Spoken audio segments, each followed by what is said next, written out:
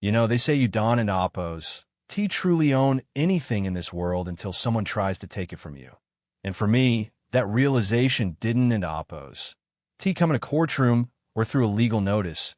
It came at 5:30 in the morning with a heavy boot slamming against my front door, shaking the very logs my grandfather cut with his own two hands nearly 50 years ago.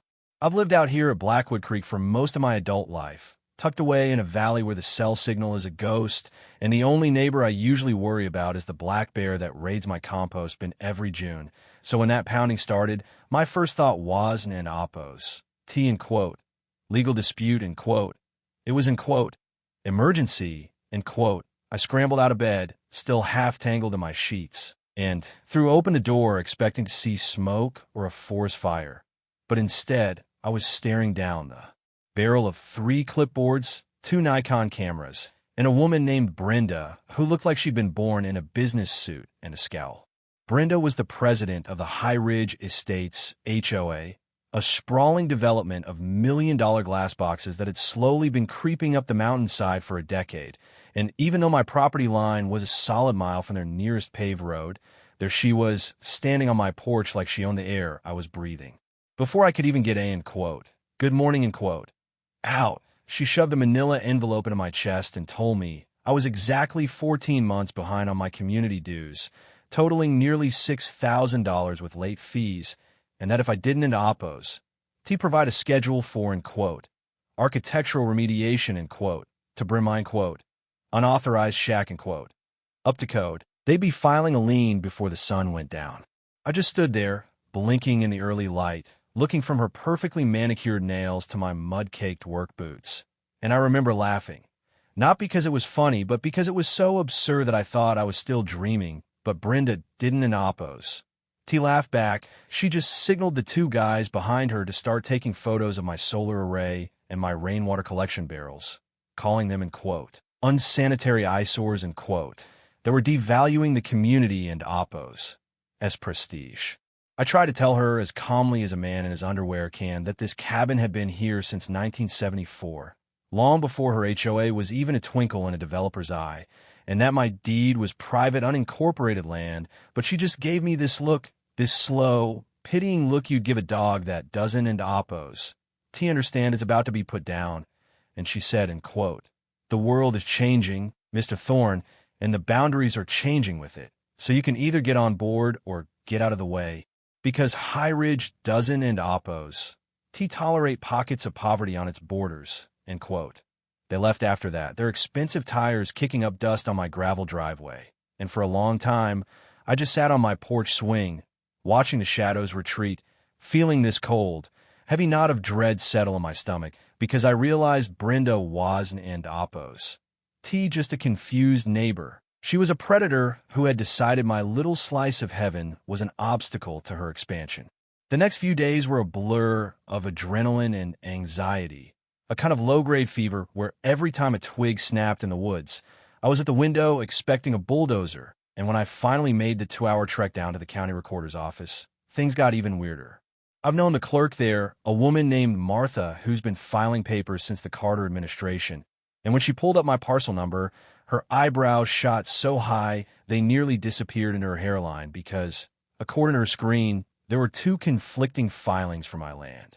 One was the original land grant from the 70s, clear as day, but the other was and quote, boundary adjustment petition, end quote, filed 8 months ago by High Ridge Estates, signed by Brenda herself, claiming that my access road, the only way in or out of my valley, was actually private community property.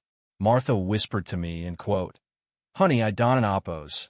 T know who you ticked off, but they're trying to build a cage around you, end quote. And that's when the fear turned into something else, something hotter and sharper, because I realized this wasn't and oppos. T an accident. It was a coordinated, slow-motion heist. I started getting these, in quote, violations of community standards, in quote, in the mail every single day, orange envelopes that stood out like sores in my mailbox, charging me for everything from, in quote, improper roof color, in quote, to, end quote, non-compliant vegetation, in quote, which was funny, considering the vegetation was just the forest that had been there for 1,000 years. But the real blow came on a Tuesday when I tried to drive into town for supplies and found a massive, commercial-grade steel gate bolted across the trailhead at the base of the ridge, with a sign that read, in quote, "Private property, members only," in quote, effectively trapping my truck on the wrong side of the mountain.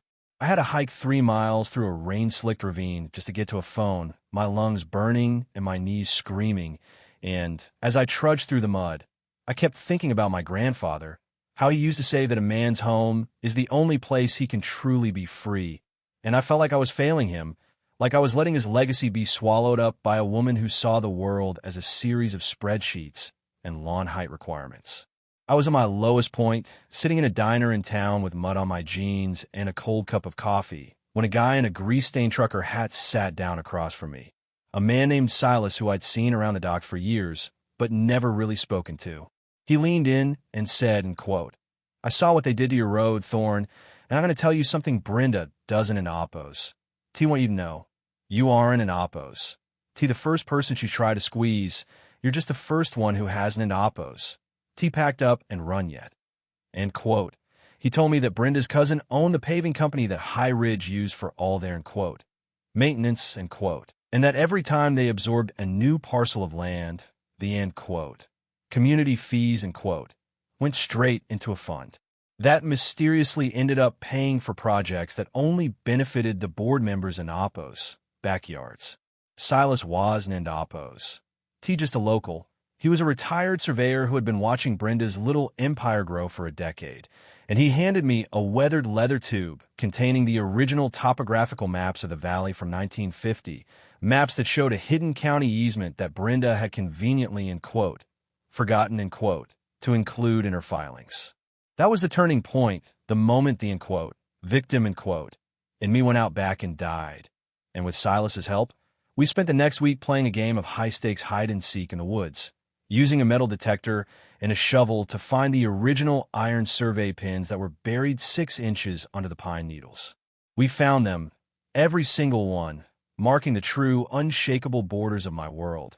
And while we were out there, a woman named Evelyn, who had been kicked off the HOA board for, in quote, insubordination, in quote, reached out to me with a thumb drive full of internal emails that read like a blueprint for a hostile takeover.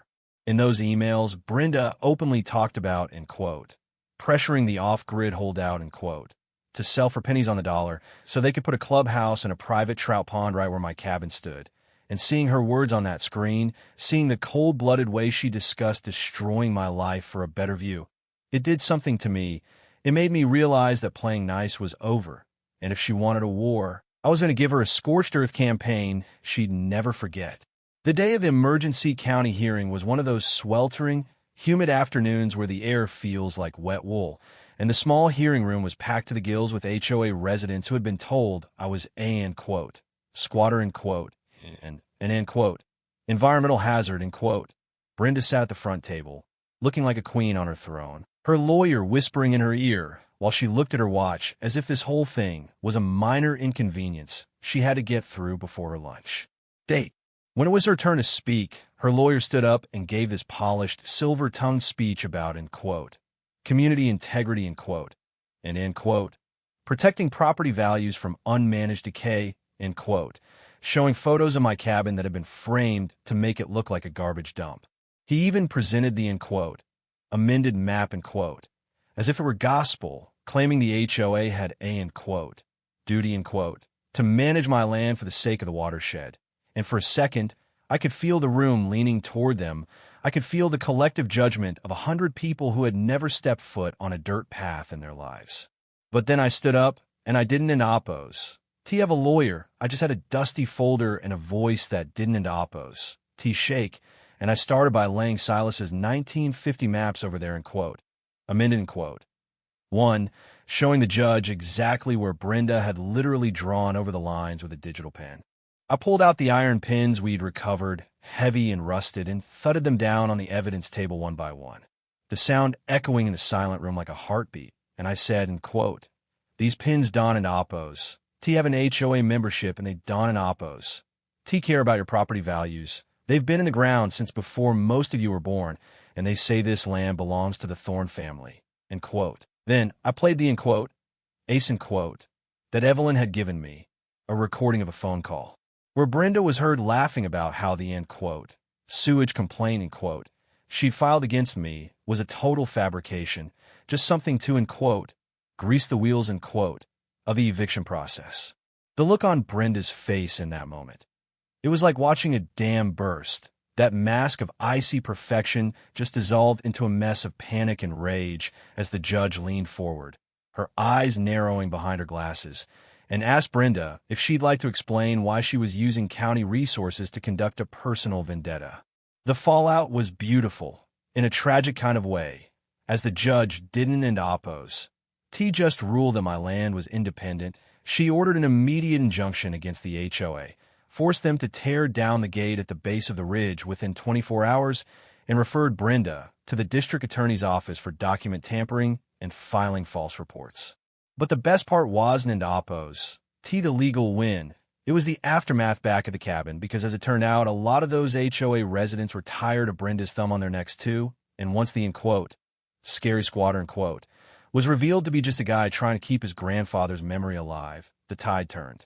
I had people I'd never met showing up at my cabin with apologies and boxes of beer, helping me haul gravel to fix the ruts Brenda's trucks had made, and Silas, and I even started a little, consulting, business, helping other neighbors check their own boundary lines for, adjustments, Brenda ended up resigning from the board a month later, supposedly for, health reasons, though everyone knew the health reason was that she was about to be sued into oblivion by her own neighbors for the misuse of the maintenance fund. And last I heard, she'd sold her glass box at a loss and moved to another state. As for me, the valley is quiet again. The solar panels are humming, and the only visitor I've had this week was that same black bear, who I've decided is a much better neighbor than anyone with a clipboard ever was. I sit out here on my porch now, and I look at the woods differently. I realize that, owning, land is just a temporary arrangement with the earth, and you've got to be willing to sweat and bleed a little bit to keep that arrangement going, because there will always be someone with a fence and a set of rules try to tell you where you don and oppose, belong. But, looking back on it all, I sometimes wonder if people like Brenda even realize what they're missing, if they ever stop looking at their property values long enough to just look at a tree and see something other than a liability. And it makes me think, how many of you are living in a, community, that's really just a velvet line trap? And if someone tried to take your home tomorrow, would you even know where your your true boundaries, actually are? I'd love to hear your thoughts in the comments, especially if you've ever had to go toe-to-toe with a, Karen, who thought her title gave her the right to your dirt. And if you want to hear more stories about people who refused to break when the world tried to bend them, hit that subscribe button and stay tuned, because out here in the woods, the truth always has a way of coming to the surface, eventually.